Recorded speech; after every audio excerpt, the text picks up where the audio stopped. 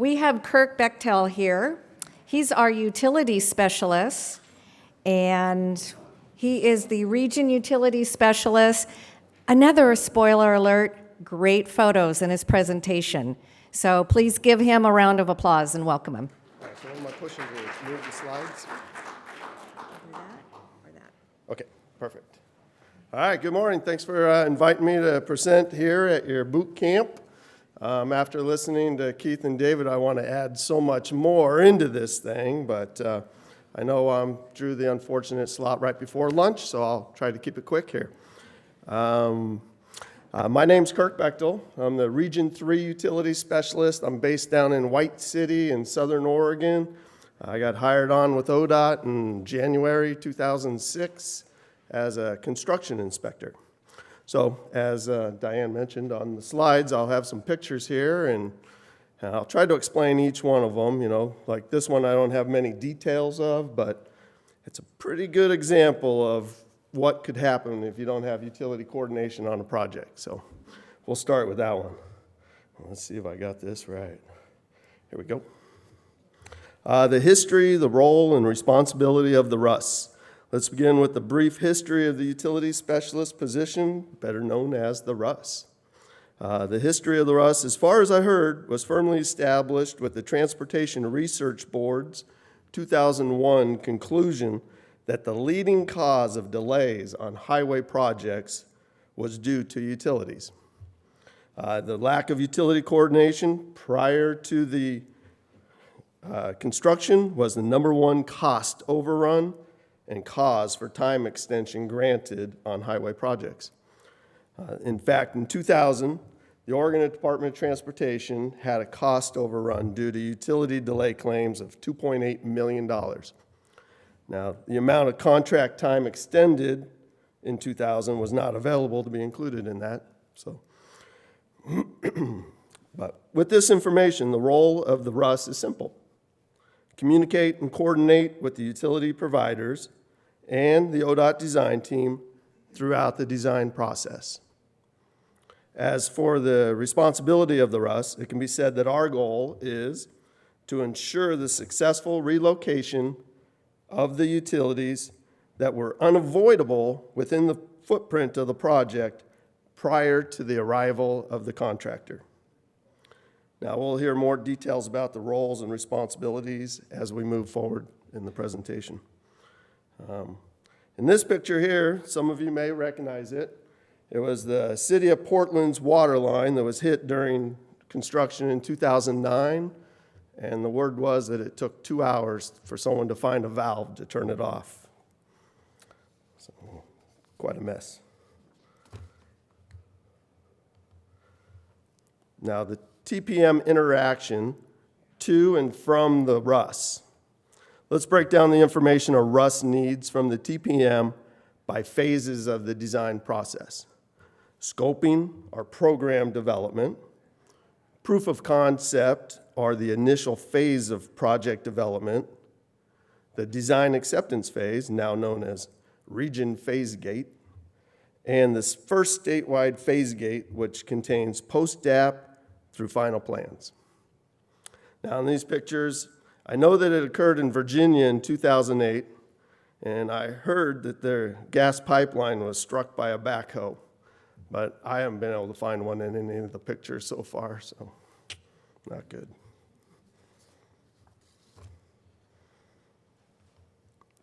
All right, the interaction during scoping and proof of concept. During the scoping process, the TPM should supply a clear layout on a map of the proposed design concept. The RUS will provide information regarding known major utility facilities. The RUS will also provide a best guess utility relocation budget. Then at the draft DAP meeting, the TPM will confirm a clear layout of the proposed design concept. The TPM will confirm the project or proposed project limits. The TPM will confirm the direction for the survey base map. For instance, will utility locates be included throughout the project limits? Or will they only be in a partial limits or just specific areas or not at all? That'll be important to us. The TPM will also confirm the approved UR budget. The RUS will discuss known major utility facilities within the project. The RUS will also discuss potential reimbursable utility facilities. Now, what is a reimbursable utility? When a utility has prior rights. For instance, one example is if a utility is located in a private easement. They are considered reimbursable, and ODOT will pay for all their relocation work. Now, however, the majority of utilities are located within the public right-of-way, free of charge, and are non-reimbursable. In other words, those utilities will pay for all required relocation work. Now, in this photo here, it was taken in 2008 by one of our Region 1 Russes on her trip to Vietnam. Her quote was, "Totally loved it and totally grateful not to be a utility specialist there." And I concur with that.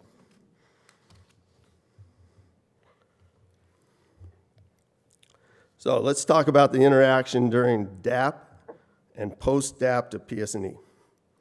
During the design acceptance phase, the RUS will receive the initial potential conflict list from the designer.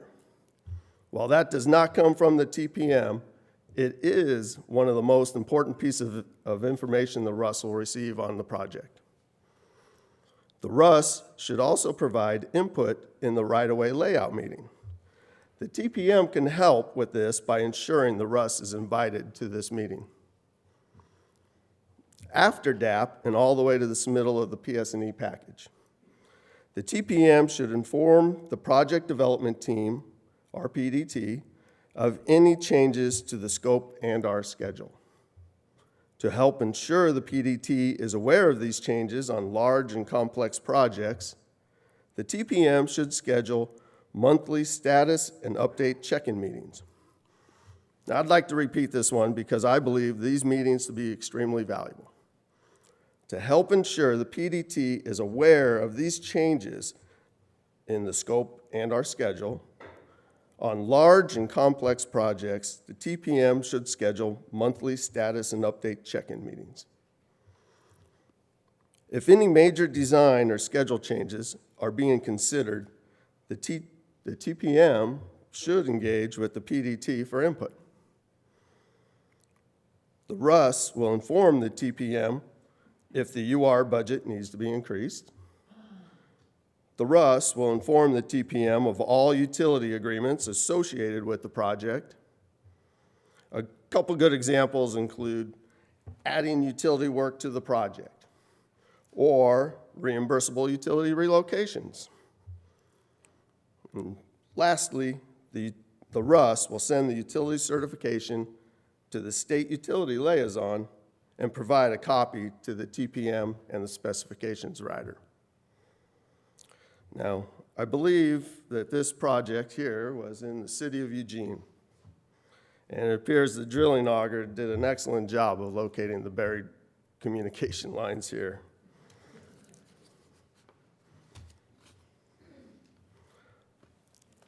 So let's talk about when the RUS will get engaged in a project. Early in the process, known as program and project development, the RUS will usually get engaged a couple times. For example, during scoping, the RUS will be involved from a 30,000-foot level. We can see obvious things like visible major utility facilities, but typically we do not know where the right-of-way is or have any locate data to provide accurate information on most utilities. At the POC, this status usually hasn't changed much. Sometimes we'll have learned of other major facilities from discussions with the utilities after scoping, and we can provide that additional information at the meeting. Now, during the design acceptance phase, the RUS will be engaged at more of an observational level. We will engage with the utilities if the designer has questions or concerns. We will also engage with the utilities if we see major facilities and would like their input into the project as soon as possible. Now, when invited, the RUS will attend and provide input to the right-of-way layout meeting. Again, for the benefit of the project and the utilities, the TPM can ensure that RUS is invited to this meeting. Now, after DAP and through final plans, the RUS will be engaged in a full-time basis. We will begin sending formal letters and scheduling meetings with the utilities. We'll assist the utilities in developing their relocation plans. If needed, we will involve the designer, district, and construction in those discussions. Then at the end of the final plans, the RUS should have an approved relocation plan and the amount of time required to allow for the utility to perform that required work. The RUS will remain engaged while assisting the utilities in their relocation work. The ODOT construction inspector will also be engaged with the RUS to confirm the placement of relocated facilities and that the work is meeting ODOT standards. Now, during the construction management phase, we'll still remain engaged as support as needed. So here's a picture from the city of Walnut Creek. The contractor was installing a 5-foot diameter water line. He was putting in a trench 14 feet deep. Next to the trench was a 10-inch petroleum line, and it was about 5 feet deep. Unfortunately, the backhoe digging the water line trench punctured a small hole into the petroleum line. Petroleum line leaked down into the water line where the welders were inside the pipe welding and sparked the spilled fuel, causing that massive fireball.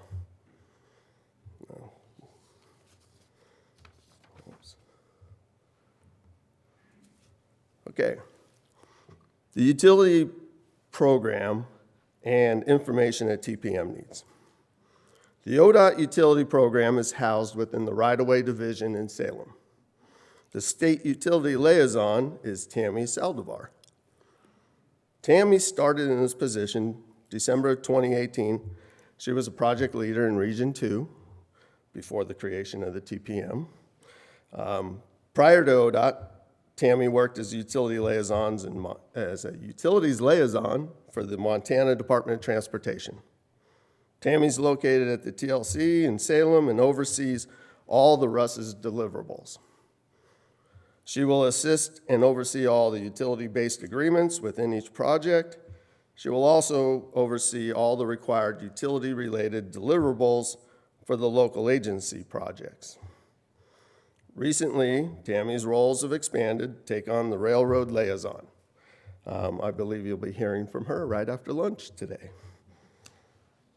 Now, most of the RUSs, actually I stand corrected as of yesterday, all the RUSs are located within the region right-of-way crews.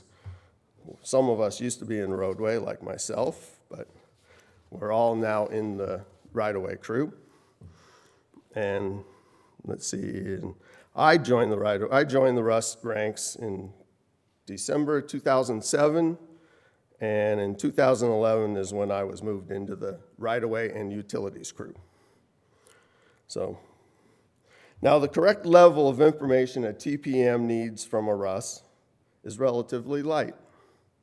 The RUS will supply the TPM with the estimated UR budget at scoping, and again with any required increases to this budget throughout the design process.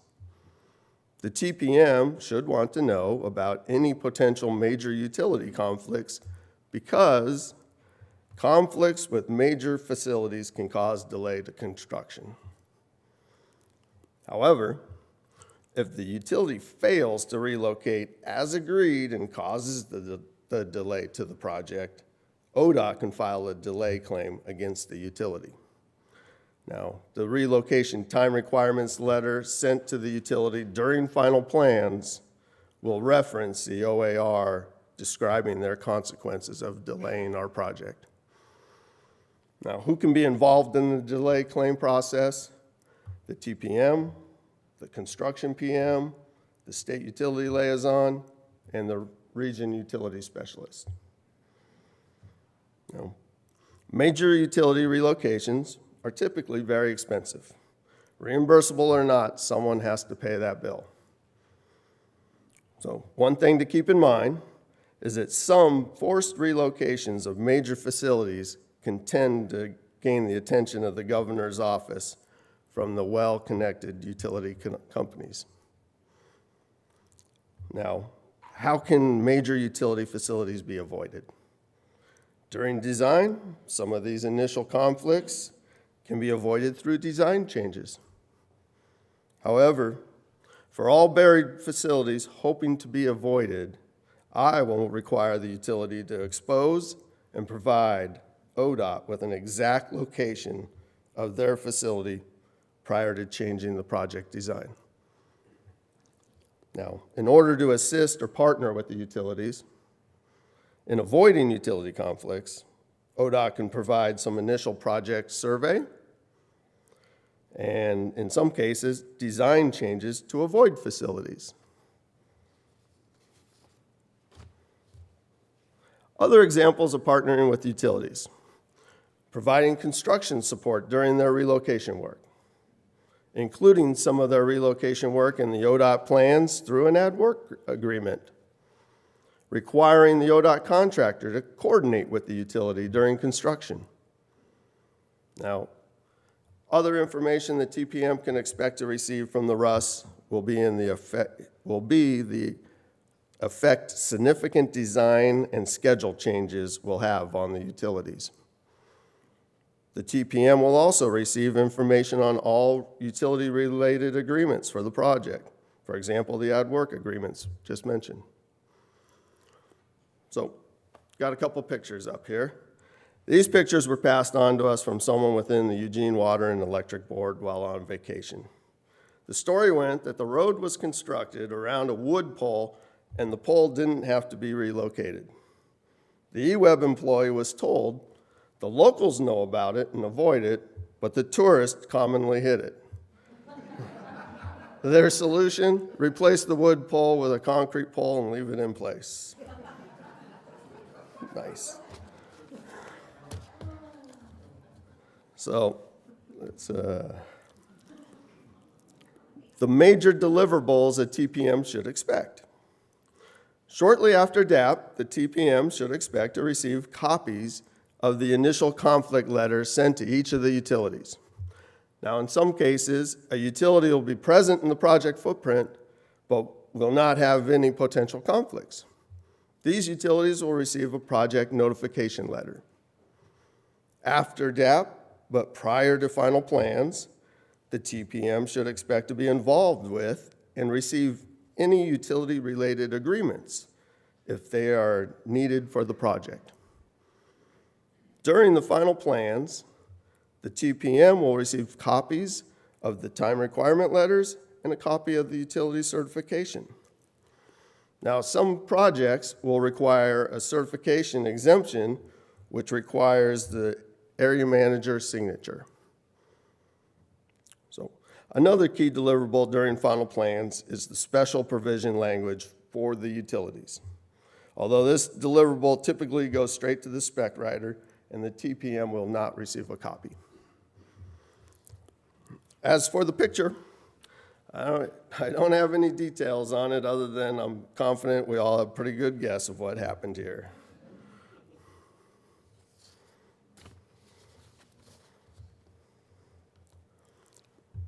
Now, here's some potential fatal flaws where the project timeline can be affected. When design changes are made without performing, or let me start over again here. When design changes are made without informing all disciplines of the project development team. In my experience, most members of the PDTs have agreed that it is very helpful to meet on a monthly basis for the larger and more complex projects. Schedule changes that happen without taking all disciplines into account. So, for example, for the utility specialist, our critical work happens late in the design process. If one plan is extended without extending the next phases, we'll have less time to finalize our relocation plans. Or if a plan phase is dropped to shorten the overall schedule, well, we have less plan sets to review with the utilities and less time to do it. So, lastly here, if there are major facilities to be relocated and the construction schedule is not adjusted to allow for the time needed to perform the required work. So, one solution for this potential flaw can be to bid the project but delay the start of construction to allow the utilities time to complete their relocation work. Another solution might have our contract written to restrict the contractor from working in areas where the relocation work has not been completed, but allow them to work elsewhere within the project. And then after listening to Keith and David, I want to add on here CERT 3s, because if we don't have possession of right-of-way going into construction, sometimes utilities can't relocate until after we get possession. So that tag on with those guys on the CERT 3. So additional rust-related fatal, well, hold on. We'll go back to this. So this picture here should be familiar to most of us anyway. It was October 19th, 2016, and this explosion happened in northwest Portland. Incredibly, there were only 8 injuries and no fatalities.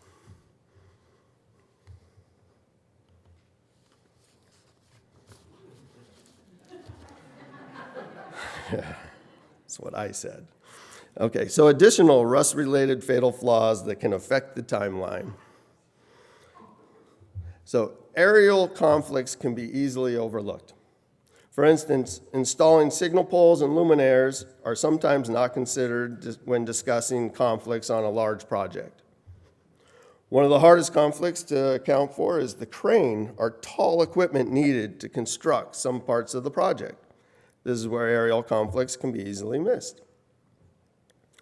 Now, another one, required temporary work features are another difficult item for the rust to account for. Sometimes, temporary design features can come into the plans late and be easily missed. Sometimes the rust will be informed of these changes, but this may require the final relocation plans to be revised to account for these new conflicts. The most common flaw tends to come from the private utility facilities.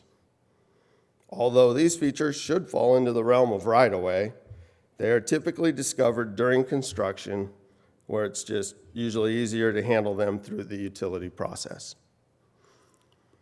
The other common flaw comes from our friendly locators. When under tight timelines, they can sometimes be less accurate with the pre-survey locates than with the excavation locates during construction. They can also miss a locate, leaving the excavator who discovers it to wonder if it's live or abandoned. Now, hopefully this picture here doesn't need any details, but I must say it sure is a nice parking spot. Looks good. Now, to summarize, here are some key points. Clear design concept early in the process. Hold monthly meetings on large and complex projects.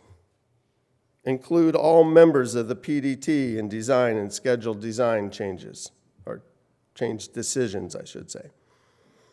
Verify that we have allocated enough money to the UR budget.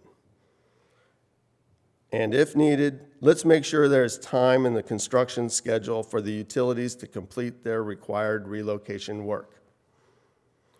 Now, here's a couple pictures of a Kinder Morgan, Texas gas pipeline that I believe ruptured from corrosion in 2008. There is a slideshow with many more of these pictures online if you are interested in looking. So, I had a retired coworker of mine found this locate in his neighborhood, and I think it's a perfect lead-in. So, any questions? Are there any questions for Kurt? He did not disappoint with the photos, right? Okay, any questions? You got to have one. He gave some really good information.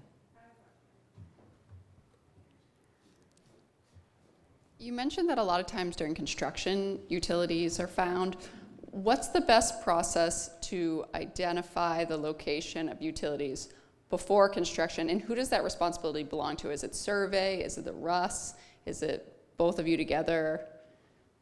That is a great question. When they're found during construction, hopefully they were mapped and located prior to construction in our base map.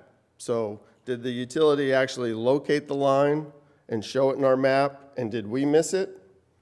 Or was it not located during design, and so there was no line for us to miss, and suddenly it shows up during construction? It all falls, it's gonna fall onto me if I missed it, and ODOT, but if the utility did not locate it properly to begin with, then it's gonna fall on the utility, and we're gonna be making them jump through hoops if there's a conflict or a delay with the contractor, and they usually jump in pretty quick at that point once they know there's a delay claim possible. Sometimes, and this goes back to my point about our friendly locators being a little less accurate during pre-design. Sometimes I've had where we're drilling for a signal foundation, and the gas locator, he's in a hurry. He's got to get these pre-survey locates, so nobody's digging, nobody's going to get hurt. It's just got to be surveyed. So he just, paints a yellow line over here, and I've got my signal over here, and it's great. We're, 10, 12 feet away. Construction gets out there, and all of a sudden the locate gets a little more accurate because somebody's digging, and it goes right next to our drilled shaft. So, that's when I get the utility out there, and they had to pothole down and show us that line and show that we were going to be more than 2 feet away, and we can auger and go crazy. So, did that answer your question? Next question. Anyone? Bueller? Anyone? Okay. All right, Kirk. I got one more, though. Right. So I know relocation work can be confusing at times, but let's be happy we're not working in New York City and dealing with this. And thank you guys very much. Hope you have a great rest of your boot camp. Thank you so much, Kirk. Thank you.